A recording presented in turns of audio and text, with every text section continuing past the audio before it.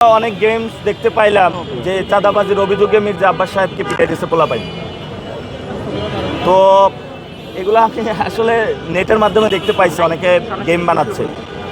তো এটা যখন লড়াই শুরু হয় সব জায়গাতেই শুরু হয়ে যায়। যারা মাঠে আসতে পারে না তারা ঘরে এই ধরনের যারা সমাজে চাঁদাবাজি, সন্ত্রাস, মাদক বাণিজ্য থেকে শুরু করে মানুষের উপর অত্যাচার চালিয়ে যাচ্ছে, গেমের মাধ্যমে তাদেরকে প্রতিহত করার চেষ্টা চালাচ্ছে। সর্ব জায়গায় শুরু হয়েছে প্রতিবাদ।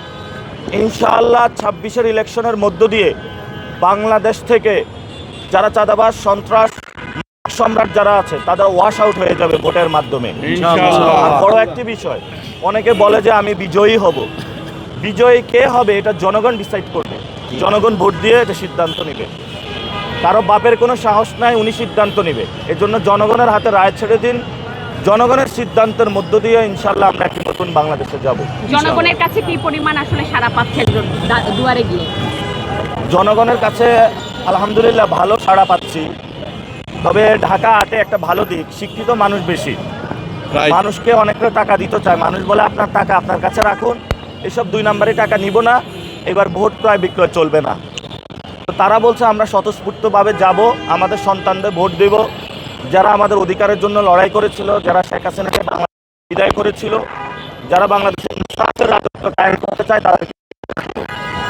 আর আরেকজন জনগণ, একজন আপা আমাকে বলেছে যে একবার মেয়র হয়েছে, একবার এমপি হয়েছে, তো বারবার ফেল যে করে, ওকে কেন এবার ভোট দিব? ব্যর্থ তো হয়েছে।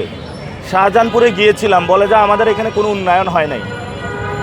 তো এই জন্য সেখানেও আমি বলেছি ইনশাল্লাহ এবার উন্নয়ন হবে, আমাদেরকে একবার সুযোগ দিয়ে দেখেন। আমাদের কোনো সন্ত্রাসী বাহিনী না, ইনশাল্লাহ আমরা পরিবর্তন করে দিব। কিন্তু আজকে পুরো বাংলাদেশের উদ্দেশ্যে আমরা একটা মেসেজ দিতে চাই, যেখানে যারা মাদক বাণিজ্য করে তাদেরকে আপনারা শক্ত হাতে প্রতিরোধ করুন।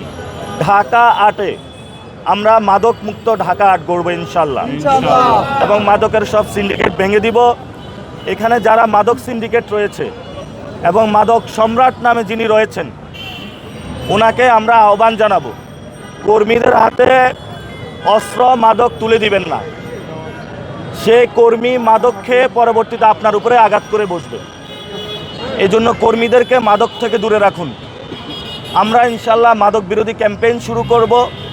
যারা এই ধরনের ঢাকা বিশ্ববিদ্যালয় স্টুডেন্টদের এরিয়ায় যায়, এক দলের একজন কর্মী সে মাদক সেবন করতেছে, আমরা ঢাকা আটকে ইনশাল্লাহ মাদক মুক্ত বানাবো।